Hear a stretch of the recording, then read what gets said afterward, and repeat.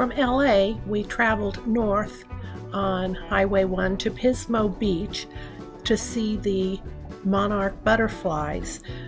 Pismo Beach is home to the largest colony of migratory monarch butterflies. As many as 25,000 butterflies winter over here at Pismo Beach.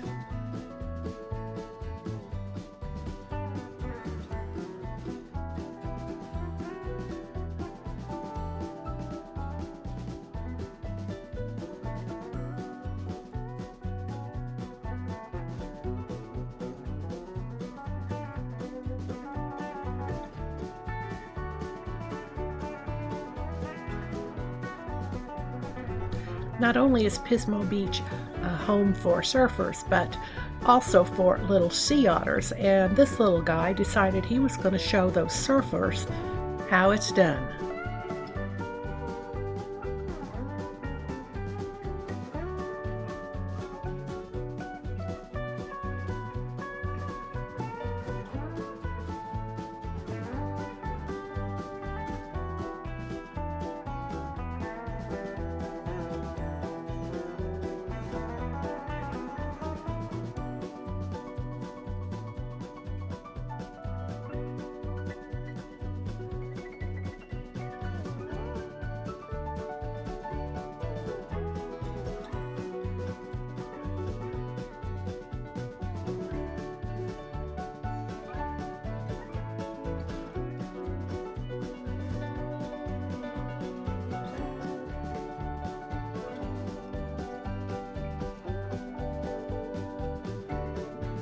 Pinnacles National Park probably won't go down as one of my favorite parks.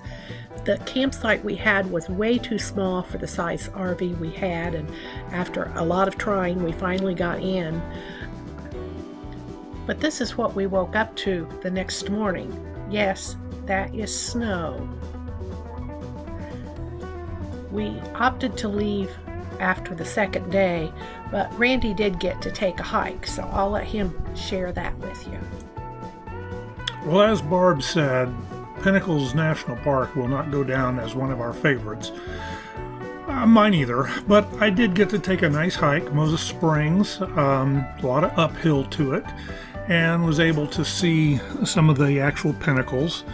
They talked about bringing a flashlight for the cave, and looking at that cave we just saw, I thought, what do I need a flashlight for?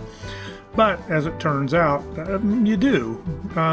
This cave turns out is not a cave like we're used to in the Midwest, but is formed by boulders falling down into crevices.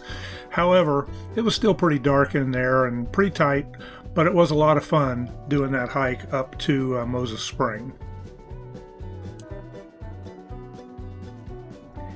From Pinnacles, we did an overnight at Blackstones Corner, which incidentally is the last stop for James Dean before he died in 1955 in a car accident. We were all alone back in the corner of a very large parking lot. No complaints whatsoever. These mountains are on the way east to the high Mohave Desert, just east of Bakersfield, California, where we stayed in a campground called Afton Canyon. And this may be one of my favorites. As you can see, there were not a lot of people there. It was very much 3 miles from the highway, very much out of the way, and it was wonderful. Even to the point that there was this railroad track that went right through, and this little bridge over the Mohave River, which you could step over if you kind of took a little bit of a running start.